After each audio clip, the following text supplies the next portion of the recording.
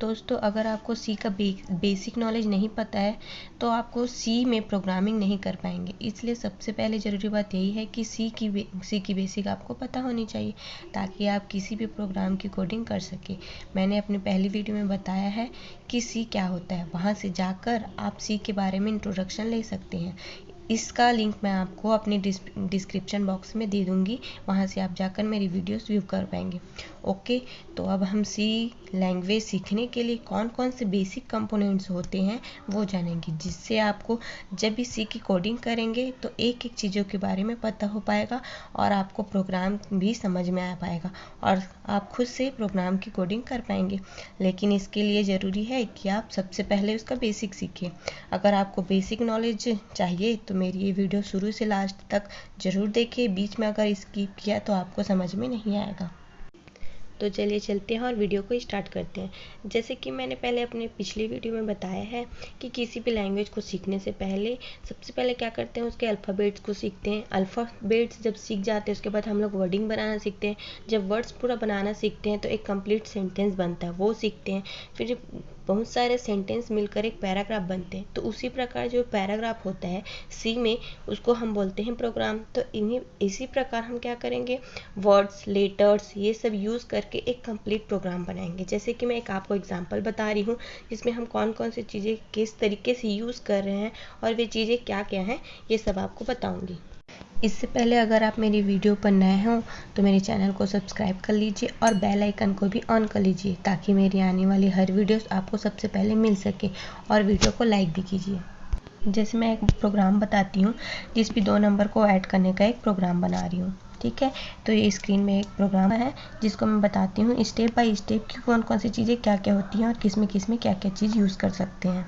सबसे पहले आता है हमारा डॉक्यूमेंट सेक्शन। ये क्या होता है डॉक्यूमेंट सेक्शन, जो हमारा क्वेश्चन होता है। जैसे कि मेरा क्वेश्चन है किसी भी 2 नंबर के लिए को ऐड करने का प्रोग्राम बनाना है, तो ये डॉक्यूमेंट सेक्शन कहलाता है। ये हमारा क्या होता है, हम इसको लिखेंगे तो भी चलेगा, नहीं लिखेंगे तो भी चलेगा, क्योंकि ये जब हम सी में प्रोग्रामिंग करते हैं तो ये वाला पार्ट रन टाइम में हमको शो नहीं होता है। इसलिए ज़रूरी नहीं है इसको लिखना या ना लिखना, हमको बस पता होना चाहिए कि हम किसका प्रोग्राम बना रहे हैं। सेकेंड पार्ट होता है हमारा लिंक सेक्शन। इस सेक्शन में कौन सा चीज़ यूज़ होता है, जो हैज़ इंक्लूड stdio.h और हैज़ इंक्लूड conio.h। stdio ये होता है standard input output header file, और सेकंड होता है console input output header file. ठीक, इस हेडर फाइल का यूज़ क्यों करते हैं हम लोग, जब कभी भी प्रोग्राम के अंदर हम लोग printf, scanf, गेट सेट ये जो फंक्शन यूज़ कर रहे हैं तो हम लोग बताते हैं कि हम अपने फंक्शन अपने प्रोग्राम में printf, scanf फंक्शन जो यूज़ कर रहे हैं वो इस हेडर फाइल में रखा हुआ है। इसलिए ये लिंक सेक्शन सबसे ज़रूरी पार्ट होता है।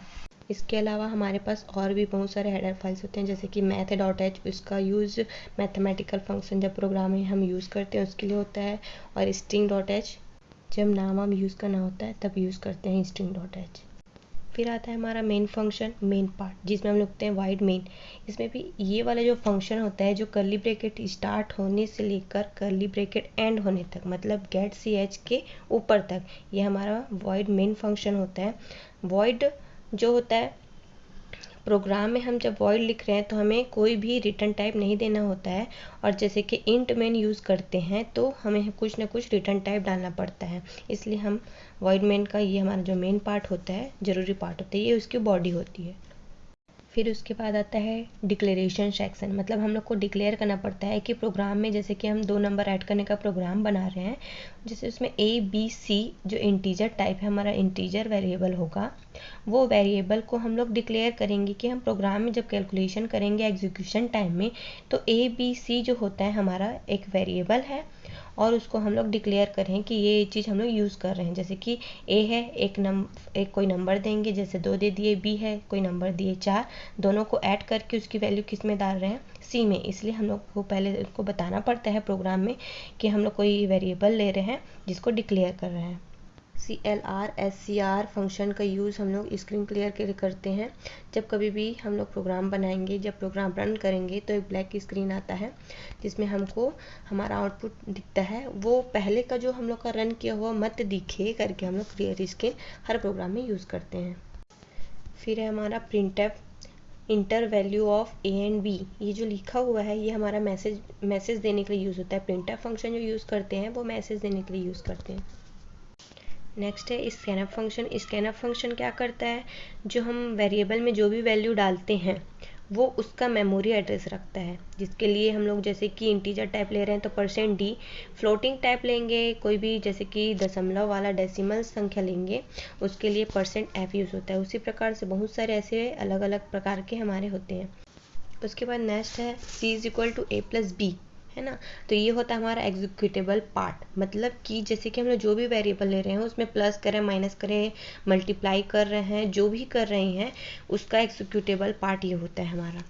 ओके, हमने अपने प्रोग्राम में क्या किया है, कोई दो वेरिएबल लिया है ए और बी, जिसमें दोनों को क्या किया है, प्लस किया है। दोनों को प्लस करके उसकी वैल्यू असाइन कर रहे हैं, किस में कर रहे हैं, सी में। तो सी को फिर नेक्स्ट स्टेप में हम लोग क्या कर रहे हैं, प्रिंटफ से फिर से मैसेज दे रहे हैं कि हमने दो कोई वेरिएबल लिया, उसको हम लोग प्लस किए और उसका वैल्यू हमको क्या होता है, सी में प्रिंट करके दिखाना चाहिए। इसलिए हम लोग अलग से प्रिंटफ में हम लोग क्या किए, मैसेज डाले एडिशन ऑफ 2 नंबर्स और क्या किए, सी में वैल्यू को प्रिंट करवा दिए। उसके बाद है गेट ch फंक्शन। इसमें क्या होता है, हमारा जो लास्ट हमारा जो आउटपुट आता है ब्लैक स्क्रीन में वो आउटपुट हमें दिखे करके गेट ch फंक्शन का यूज़ करते हैं। अगर ये प्रोग्राम में हम यूज़ नहीं करते तो हमारा आउटपुट दिखता तो है लेकिन तुरंत ही हट जाता है, इसलिए हम लोग गेट ch फंक्शन का यूज़ करते हैं। ये सब प्रोग्राम्स कैसे बनते हैं, इसके लिए एक स्ट्रक्चर होता है जो मैं स्क्रीन में आपको दिखा दूंगी, डाल दूंगी स्क्रीन में, आप उसे देख पाएंगे कि मतलब कौन कौन सा सेक्शन कैसे कैसे लाइन वाइज यूज़ करते हैं, है ना। आगे पीछे करेंगे तो हमको एरर शो करता है, इसलिए स्ट्रक्चर वाइज फॉलो करेंगे तो हमारा प्रोग्राम एरर नहीं शो करता है। उसके बाद जो वेरिएबल्स लिए हम लोग ए बी सी, वो वेरिएबल्स कहलाते हैं, है ना। प्रिंटफ के बाद जो लास्ट में कोलोन सेमीकोलन लगा हुआ है इसलिए यूज़ करते हैं क्योंकि हमने उस लाइन को बंद कर दिया। अगर सेमीकोलन नहीं यूज़ करेंगे तो हम लोग को एरर शो करेगा। कुछ कुछ इसके रूल्स भी होते हैं सी में प्रोग्रामिंग के लिए। यहाँ जो हैज़ होता है वो प्री प्रोसेसर डायरेक्टिव्स कहलाता है ना, जिसको हम लोग क्या कर रहे हैं, हेडर फाइल जब यूज़ करते हैं तो इसलिए हम लोग हैज़ इंक्लूड studio.h ऐसे करके लिखते हैं। इसमें जो इंट है वो क्या होता है, कीवर्ड्स होता है, और आइडेंटिफायर क्या होता है, किसी वेरिएबल का, फंक्शन या फिर एरे का नाम देने के लिए होता है। सी टोकन्स में मैंने बताया था ऑपरेटर्स यहाँ पे कौन कौन से हैं, प्लस है, इक्वल है ना, ये सब ऑपरेटर्स हैं। कांस्टेंट तो मैंने यहाँ इस प्रोग्राम में यूज़ नहीं किया है। फिर है स्पेशल सिम्बॉल्स, जैसे कि इसमें है @ ये सब। तो देखा आपने, ये सारे पूरा बेसिक्स हैं जिसका यूज़ कर स्टेप बाय स्टेप हम कैसे प्रोग्रामिंग करते हैं उसके बारे में सीखते हैं। अगर ये हमको पूरे स्टेप स्ट्रक्चर वाइज पूरा पता हो तो हम हमारे प्रोग्राम में कोई भी एरर नहीं आता है। Thank you for watching.